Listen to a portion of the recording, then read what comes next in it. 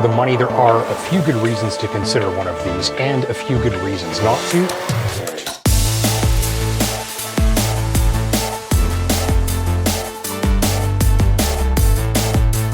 Up on your split screen, it's the 2024 Volvo XC40 and the 2024 Volkswagen Tiguan, and an interesting question for you: just how much more do you need to cough up on the Volvo to access the better powertrain of this pair, and what does that involve giving up in terms of size and space versus the larger Tiguan? Which one's the best buy if your priority is headroom, low fuel costs, a slick infotainment system, excellent driving manners and handling? Well, before you buy either of these machines, and especially if both of them are somewhere on your radar, I'll spend the rest of this video going over several dozen calculations I made to help you decide, starting now.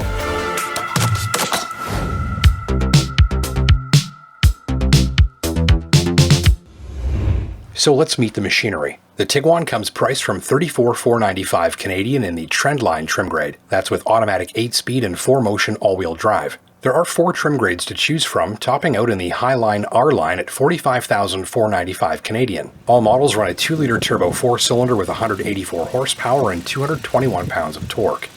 The entry-level Volvo XC40 starts $1,005 more than the top dog Tiguan at $46,500, with automatic 8-speed and all-wheel drive as well. There are 6 trim grades to pick from, with the top dog version of the Volvo coming in about $10,000 more than the top-of-the-line Tiguan. Under the hood, it's a 2-liter mild hybrid turbo engine which Volvo calls the B5. You get 247 horsepower and 258 pounds of torque. That's 63 more horsepower and 37 pounds more torque for the Volvo. We'll dive into some interesting fuel cost math later. Full Canadian pricing on your screen for reference, but the question is the Volvo worth the extra money? And the answer is yes, but there is a caveat. It depends on what's important to you. So here's my detailed analysis.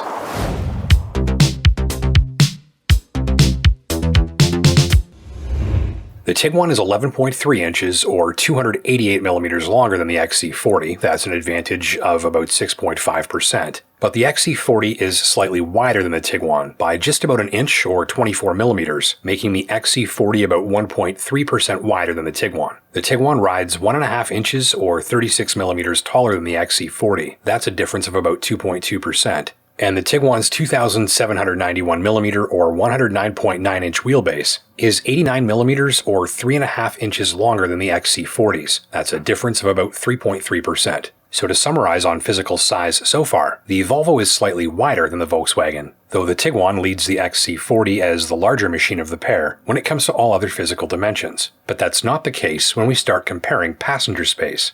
On front legroom, it's the Volvo XC40 again by 18 millimeters, or 0.7 of an inch. That's an advantage of about 1.7%, though the Tiguan smokes the XC40 for rear legroom by 66 millimeters or 2.6 inches. That's 7.2% more rear legroom for the Volkswagen.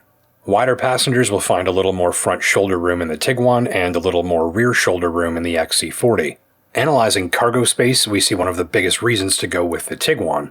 With all seats up, the XC40 provides 452 liters or 15.9 cubic feet of cargo space, while the Tiguan offers 1,065 liters or 37.6 cubic feet if you like. That's a 613 liter or 21.7 cubic foot advantage for the Tiguan, a difference of approximately 136%. With the rear seats folded, it's 1,328 liters, or 46.9 cubic feet of cargo space from the Volvo, and 2,078 liters, or 73.4 cubic feet from the Volkswagen. That's the Tiguan in the lead for seats down cargo volume by 750 liters, or 26.5 cubic feet, a difference here of about 57%. So to summarize, the Tiguan is longer, taller, wider, has a longer wheelbase, more front headroom, more rear legroom, more shoulder room in the rear seating row, and much more cargo space both with the seats up and with the seats down. And the XC40 is wider, has more rear headroom, more front legroom, and more front shoulder room. So while the Tiguan is the more logical choice for shoppers after maximum space for the dollar, the XC40 remains a compelling choice for shoppers primarily concerned with fuel-efficient and refined performance.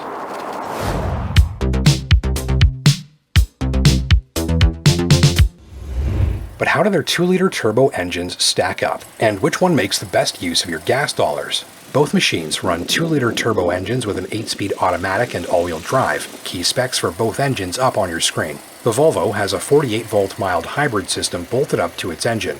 In a mild hybrid like this XC40, there's a compact electric motor generator attached to the 2-liter turbocharged 4-cylinder gasoline engine, and that compact motor generator has two jobs. The first is to generate electricity to store in the onboard battery pack, and the second is to use electricity from that battery pack to boost the output of the gas engine when required. The Tiguan runs just fine on regular grade fuel, while the Volvo B5 engine requires premium 91 octane, which is pricier, but then you do get 26 more horsepower and 14% more torque.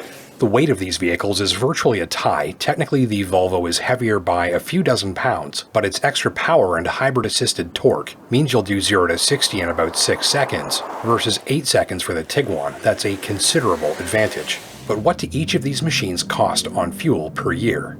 Writing this story, this was the biggest surprise I found. So check this out. To drive 100 kilometers in the Tiguan, you need on average 9.6 liters of regular unleaded. And to drive 100 kilometers in the XC40, you need on average 9 liters of premium unleaded. Assuming that you drive 25,000 kilometers per year and that you're paying $1.50 per liter of regular gas for the Tiguan and $1.65 per liter of premium gas for the XC40, then the cost to drive 100 kilometers in the Volvo is $14.85. That's a monthly gas bill of $310 and an annual gas bill of $3,712. The Tiguan uses more gas, but its gas costs less, and the cost to drive 100 kilometers here is $14.40. That's a monthly gas bill of $300 and an annual gas bill of $3,600. So to summarize, these two are too close to call when it comes to fuel costs. You're splitting hairs with a monthly difference of less than $10. With hybrid torque and much more power, it's the Volvo making by far the best use of your gas dollars thanks to the best engine in this video.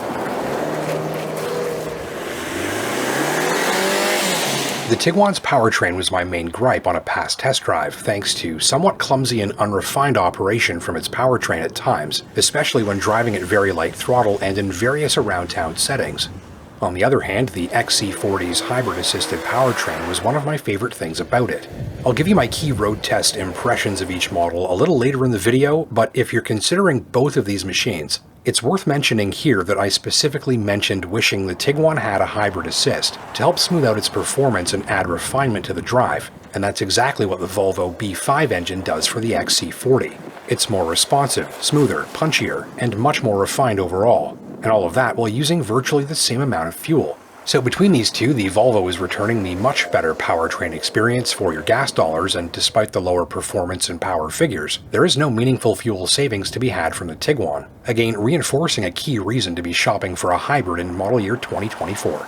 So very important on your test drive that you check the settings of two controls down here. Check this out. First, we've got the drive mode selector here, and by rotating the dial, we've got different terrain modes. That's custom, off-road, on-road, and snow. There's also the driving mode, which is the little button here in the middle, and when we press that, we have the option for eco, normal, sport, and custom. You can select them here on the screen, or you can also select them just by pressing the button down here on the dial. These driving modes can have a major effect on the feel, the response, and the overall driving character of the Tiguan, and if you're not getting the throttle response that you're expecting, make sure you're using that sport mode. There is a major difference between eco, normal, and sport in this case. Now those you select with the drive mode dial and button, the other setting to keep your eye on relates to the gear shifter here.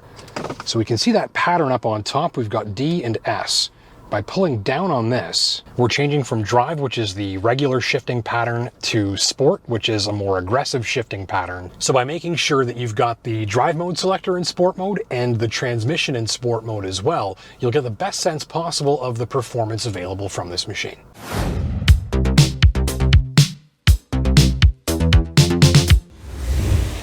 So how do they drive? Though the powertrain could use some more refinement, much of the rest of the Tiguan's drive is very good, especially its reflexes, smooth steering, and easy controllability. I'd say it has the most predictable and refined driver assists of this pair, and I ultimately found it to be a composed and stable highway cruiser that does some of its best work while swallowing up miles and miles of open highway. Though I did wish for a quieter ride at higher speeds, and a little more smoothness from the suspension on the roughest surfaces I test on. The Tiguan's infotainment system and digital instrument cluster are the more impressive of the pair, specifically thanks to their vivid displays, logical interfaces, and great use of high-quality screens that deliver great color and are fast to respond. The Volvo system is fine, just a little more fiddly to work, and not as fun to look at and experiment with. I found braking feel in both machines to be excellent, with fast and drama-free stops engaged without too much work at the pedal, some great reflexes here. The Volvo's ride seemed a touch quieter to me at highway speeds, and moderately more comfortable and controlled on very rough surfaces too. It's a slightly more comfortable and sporty feel than the Tiguan, and maintains that comfort better across a wider range of surfaces. Rear seat noise levels in the Volvo are higher than the Tiguan, and the rear seating in the XC40 does feel more claustrophobic, thanks to the shape of the rear door windows. Still, when it comes to engaging reflexes, the XC40 is the winner here, with big reactions as your response to just small inputs to the steering and braking and throttle. The Tiguan is a more laid-back, easygoing drive overall, where the Volvo is much more responsive, slightly more comfortable, and a few ticks sharper and more agile feeling at the tips of your fingers and toes overall.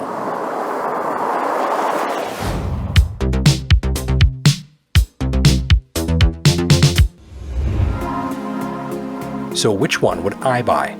Here's where I put the numbers aside and give you my personal take, and for me it's the Volvo, with much more power and response for virtually no fuel cost penalty, the much more pleasing powertrain of the pair, and an excellent lighting system which you can check out in more detail on my road test report, so don't forget to like and subscribe down below so you don't miss that upload. I also prefer the smaller, lighter, and quicker feel of the XC40. I love how it has the more subtle hot rod character of the pair, and while I did find its infotainment system and driver assists to be the source of a few complaints, and left my tester wishing for a backup camera washer, to me the big story here is that giving up cargo space and spending a few more bucks, to me is virtually a no-brainer. Don't forget to hit that like and subscribe button down below if you learned something new. I'm Justin Pritchard, and until next time, take care and drive safe.